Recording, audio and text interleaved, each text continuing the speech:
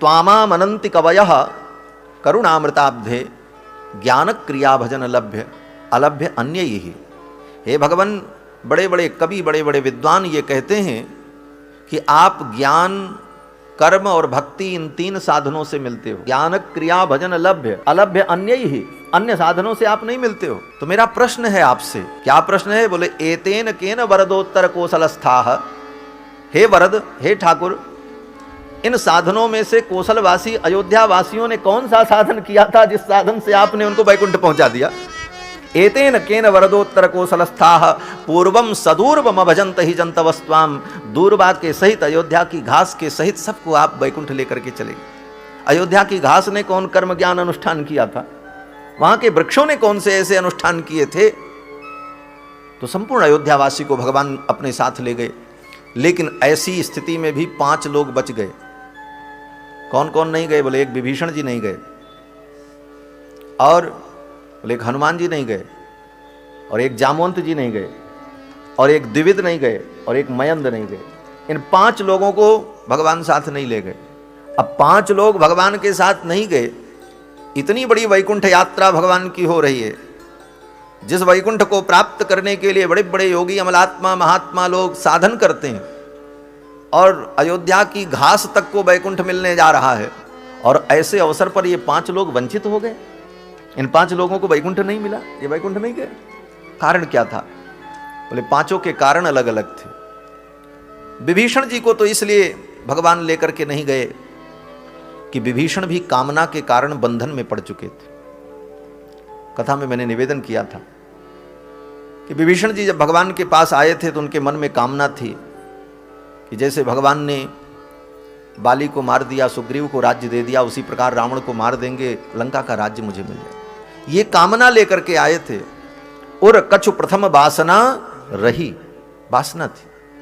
आते ही भगवान ने राज तिलक कर दिया और लंकेश बना दिया। और भगवान ने कहा जाओ, एक कल्प तक तुम राज्य भोगो, जब तक तुम्हारा मन न भर जाए तब तक राज्य भोगो।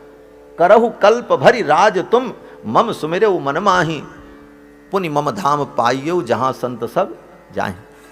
फिर तब आप मेरे धाम चले आना। तो एक कल्प तक विभीषण जी को राज्य करने का वरदान भगवान ने दे दिया। वो भी इसलिए दिया कि विभीषण जी की कामना थी। तो अपनी इस कामना के कारण वो वैकुंठ नहीं जा सके। आज भी लंका के राजा विभीषण हैं, लेकिन वो लंका नहीं जो लंका भारत के नक्शे में नीचे दिखाई पड़ती। वो तो सिंघल द्वीप है, उसका नाम सिंघल द्वीप है। वास्तविक लंका जो यक्षों की नगरी है, जहाँ पर वर्तमान में असुर लोग निवास करते हैं, वो नगरी दिव्य है। वहाँ मनुष्य की गति नहीं। वो समुद्र के अंदर 100 योजन की दूरी पर है, और वह मनुष्यों के आंखों से दिखने वाली भी नहीं है, वो दिव्यपुरी। तो आज भी वहाँ के राजा विभीषण जी महाराज एक कल्प तक रहेंगे। तो विभीषण जी तो इस कारण से नहीं जा पाए क्योंकि उनके अंदर राज्य करने की कामना थी। हनुमान जी क्यों नहीं गए? बोले हनुमान जी के अंदर तो ऐसी कोई कामना नहीं थी, लेकिन हनुमान जी ने कहा, भगवान ने जब वैकुंठ की यात्रा की घोषणा की कि अब हम सब लोग चलेंगे, साकेत धाम चलना है, हनुमान जी को बुलाया और भगवान ने कहा, हनुमान अब यहाँ की लीला पूरी हो गई, अब तो वैकुंठ चलना है। हनुमान जी ने कहा, बहुत अच्छी बात है, हम भी चलेंगे, लेकिन एक बात बताओ प्रभु। बोले क्या? हनुमान जी ने कहा, प्रभु वैकुंठ में आपकी कथा कै बजे से होती है? 2 बजे से कि 3 बजे से? भगवान ने कहा, वैकुंठ में कथा? हनुमान जी ने कहा, वैकुंठ में आपकी कथा की टाइमिंग क्या है? 2 बजे से कि 3 बजे से कि 4 बजे से, कब होती? भगवान हंसने लगे। भगवान ने कहा, हनुमान वैकुंठ में मेरी कथा नहीं होती, वैकुंठ में तो मैं होता हूं। बोले आपकी कथा नहीं होती? बोले हाँ, वहां कथा नहीं होती, वहां तो मैं होता हूं। तो भगवान श्री प्रभु राम की इन बातों को सुनकर हनुमान जी ने विनम्रता पूर्वक कहा, प्रभु आज तक मैंने आपकी किसी आज्ञा का उल्लंघन नहीं किया, लेकिन आप क्षमा करें, मैं आपके साथ वैकुंठ नहीं जाऊंगा। भगवान ने कहा, वैकुंठ नहीं जाओगे? हनुमान जी ने कहा, वैकुंठ में आपकी कथा नहीं होती तो हम वहां जाके क्या करेंगे? हम तो कथा सुनने वाले हैं। कथा से इतना प्रेम हनुमान जी महाराज को, इसीलिए हनुमान चालीसा में पढ़ते हैं, रामचरित सुनिबे गो रसिया, राम लखन सीता मन बसिया। रामचरित सुनिबे गो रसिया, राम लखन सीता मन बसिया। राम लखन सीता मन बसिया। राम लखन सीता मन बसिया। हनुमान जी ने कहा, प्रभु मैं वैकुंठ नहीं जाऊंगा। भगवान ने कहा अरे मैं तो वहां रहता हूं, मुझसे प्रेम नहीं?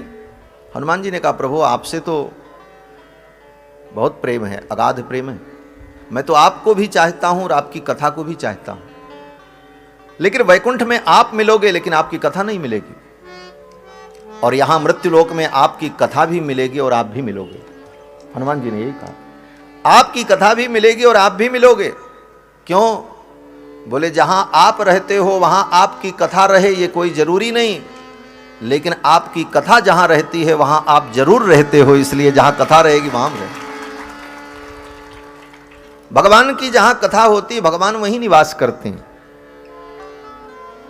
स्वयं भगवान कहते हैं नाहम बसामि वैकुंठे योगिनाम हृदय न च मद भक्ताः यत्र गायन्ति तत्र तिष्ठामि नारद। हे नारद, मेरे भक्त जहां मेरा गुणगान करते हैं मैं वहीं निवास करता हूं। और भागवत के महात्म्य में तो आपने सुना ही था कि जब ज्ञान वैराग्य भक्ति सब मिल करके कीर्तन करने लगे, उस अलौकिक कीर्तन को देख करके भगवान प्रकट हुए और भगवान ने कहा वरदान मांगो। तो उन भक्तों ने यही वरदान मांगा कि हे प्रभु, जहां कहीं आपके भक्त आपका गुणगान करें, आपकी कथा हो, भागवत की कथा हो, रामायण कथा हो, राम कथा हो, कृष्ण कथा हो, ऐसे अवसर पर जैसे आज आपने कृपा की है उसी प्रकार उन भक्तों पे भी आप सदा ऐसे ही कृपा करते रहना। यही वरदान मांगा उन भक्तों ने। तो भगवान की जहां कथा होती वहां भगवान रहते। तो हनुमान जी ने कहा प्रभु मैं तो यहीं रहूंगा और आपकी कथा श्रवण करूंगा। और जब इस पृथ्वी पर एक व्यक्ति, जब तक एक व्यक्ति भी आपकी कथा सुनाने वाला इस पृथ्वी पर रहेगा तब तक मैं इस पृथ्वी पर रहूंगा कथा सुनने के लिए। जहां वो कथा सुनाएगा मैं वहीं जाकर के सुनूंगा। यहां तो लोग कथा स्थल में नहीं पहुंच पाते, कहते हैं मोबाइल से ही सुन लेंगे, है? लेकिन हनुमान जी महाराज बोले एक साथ 1 लाख नहीं 1 करोड़ जगहों पर राम जी की कथा हो रही हो तो हनुमान जी उतने रूप धारण करके उन जगहों पर जाकर के कथा श्रवण करते। क्या अद्भुत बात। यत्र यत्र रघुनाथ कीर्तनम तत्र तत्र कृतमस्तकांजलिम। इसका अर्थ यही है कि 1 लाख 1 करोड़ जगह पर भी अगर राम कथा हो रही है, भगवान की कथा, तो हनुमान जी सब कथाओं में पहुंच जाते हैं किसी न किसी रूप में और जाकर के कथा श्रवण करते। यत्र यत्र रघुनाथ कीर्तनम तत्र तत्र कृतमस्तकांजलिम वाष्पवारि परिपूर्ण लोचनम मारुतिम नमत राक्षसांतकम। तो हनुमान जी तो इसलिए रुक गए कि हमको कथा सुननी है, और जब तक कथा होगी तब तक हनुमान जी यहीं रहेंगे। और हनुमान जी को भगवान ने काम सौंप दिया। बोले ठीक है, अगर तुम वैकुंठ नहीं चल रहे हो तो एक काम करो। बोले क्या? बोले मेरी कथा सुनते रहना और पृथ्वी पर रहो, जो मेरा नाम ले, जो भजन करे, जो मेरी कथा सुने उसकी रक्षा करते रहना, उसके ऊपर कृपा करते रहना। इसलिए हनुमान जी महाराज की कृपा सदैव भक्तों पर रहती। जो भगवान की भक्ति कर रहा है, जो कथा कर रहा है, कथा श्रवण कर रहा है, हनुमान जी महाराज का वरद हस्त है उसके ऊपर, उसका बाल बांका नहीं हो सकता। हनुमान जी जैसे जिसके सहायक हों, बजरंगबली जिसके सहायक हों, क्या चिंता करना। तो हनुमान जी तो इसलिए रुक गए। और जामवंत जी क्यों रुक गए? बोले जामवंत जी को इसलिए रुकना पड़ा कि इन्होंने भी एक कामना कर ली। बोले क्या कामना की? बोले जब युद्ध समाप्त हुआ, राम रावण युद्ध, रावण का वध हो गया, सभी बानर बैठे थे, दरबार लगा था,